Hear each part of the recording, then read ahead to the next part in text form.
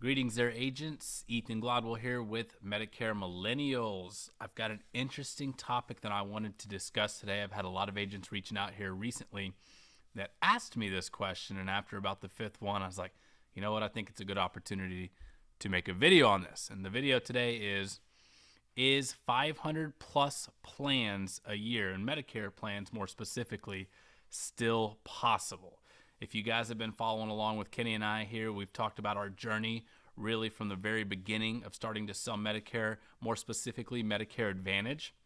And if you've been following since the olden days, 2020 was really our year of growth in the Medicare space, and really what we did that year is what a lot of agents would call impossible or unheard of, where we did between the two of us over 1,000 plans in 1 year. And then, of course, we had 2021 where we really took what we did in 2020 and we refined it. We made it a little bit better.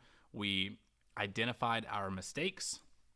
And, of course, we grew and learned from those. So, again, is 500 plans a year or more still possible in this Medicare space? Today, I kind of just want to go over a couple of differences that I've seen from when we really niched down in the Medicare space to today, and some of the differences that we're seeing today, because ultimately, again, Kenny and I still produce every single week. So we're still out there trying new things and learning new things, learning things that we've done wrong in the past, and fixing those mistakes and sharing that information with you. So a couple of things that I've realized, and I've got my notes here, is that leads are a bit more expensive. We still use direct mail. We still think that's king. We understand it's not sexy. We understand it's expensive, but ultimately we have built a huge book of business on direct mail leads. That is outbound calling. That is not inbound. That's not somebody watching a commercial saying they want more information and calling you. So direct mail leads are getting more expensive. My take on this is it's still absolutely worth it. Now, if you're getting less than a 1% on your return, we might need to make a few adjustments or changes to see if we can't get that number higher. We want to be hovering around the 1.5 to 2%, in my opinion, to make that worth it. Another thing is that I see that call centers are at an all-time high. Guys, these things, they can discourage you if you let them.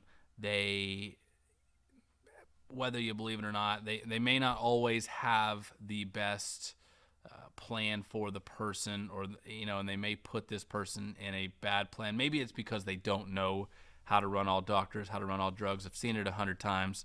So call centers are an all-time high. These big guys with money, they've realized how much money's in Medicare. They can pay the call center folks $15 an hour, and they don't keep any renewals, so they know the money that's in it, and they're double, tripling down on their efforts to gain more market share.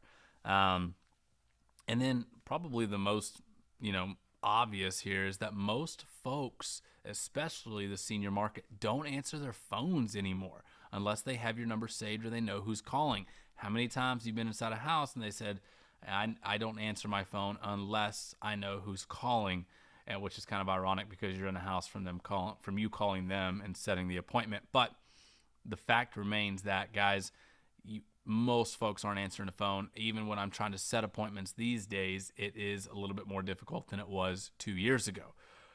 And of course, the reasons are endless out there on why people don't answer the phone. So I do believe that 500 plans plus are possible each year when it comes to Medicare. But I think that the way that Kenny and I did it several years ago, I think that way of doing things is not the best way, and I don't think that way is even there anymore. So a couple of tips that I wanted to give you guys to let you know, if I were to start over today, how would I do it? Guys, of course, step one is you gotta have leads. You gotta have as many leads as possible.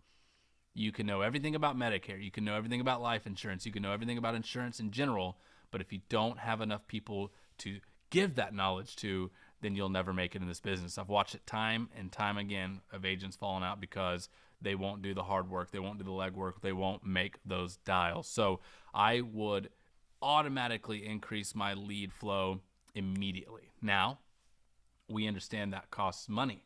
And so we also understand that at least in the first year of Medicare, you're spending a lot of money to build that book of business, and you're not making that much, especially the further in the year that we go. So I personally would still be running my direct mail campaign. I'd still be shooting for a 2% return.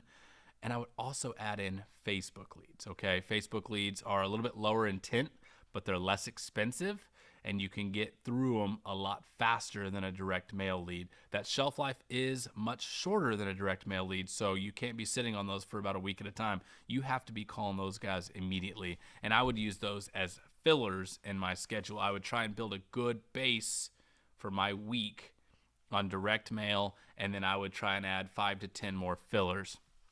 Another thing that I would do is I would actually do the opposite of what I was telling people 2 years ago. Instead of speeding up, I would slow down while inside the house. Guys, we're already sitting down with somebody. You might as well make the most of it. We're going to be explaining Medicare's Parts A and Part B. We're going to be explaining their Medicare plan, and we're going to be explaining the Medicare plan that we're putting them in and why that one is significantly better than what they've had, as well as what anybody calls and pitches to them moving forward. We're going to explain to them why what we've picked today is the plan for this year. And then ultimately, I'm going to hammer a little bit harder on I'm your insurance agent. Okay, sometimes I was scared to say that. I don't know why, but I am your insurance agent. You will hear from me several times a year, whether it be birthday, checking in, or during annual enrollment period. You will be hearing from me. Do not listen to anybody else. Do not switch your plan. I would ask for more referrals. I never did that. And quite honestly, I still struggle with this, but why not? Especially if you're out there saving people money. You got to play on that emotion, right? So let's say somebody's emotional in front of you because you're saving them $40 a month on prescription medications. Again, $40 may not sound like a lot to you, but when somebody's on a fixed income at $1,500 a month, $40 is a lot, right? So if somebody's like, thank you, oh my goodness, what on earth can I do to repay you? Can I pay you? You need to set it in stone right there and say, hey, no, you can't pay me. You're very welcome. This is what I do every single day. Unfortunately, I don't get to meet with every person. So if you know of anybody right now that you know, love, and trust that could benefit from sitting down with me, let's call them now. And take that extra 2 minutes and call those referrals and schedule that appointment to go see them. I would also hire somebody faster. Guys, you're when doing the volume game, you're going to get behind, you're going to get overwhelmed, you're going to make errors, and I think you have to be tight. You have to have your system down, right? Just right in place, ready to go, running like a fine oiled machine. So I would hire somebody much quicker. And again, I'm talking about another expense. Oh my gosh, Ethan, how on earth are we going to buy leads, drive around with $5 gas and hire somebody? Guys, I don't know the answer to that, but what I am going to tell you is figure it out. Figure out a way. And lastly, I would work much, much harder than I did. Guys, we had an opportunity of a lifetime 2 years ago. And although I think we took advantage of it by buying as many leads as we could, kind of doing some of the things I've talked about today, I feel like I didn't go 100. I didn't go as hard as I could because, guys, what we don't understand is while the getting is good, you better go get it, okay?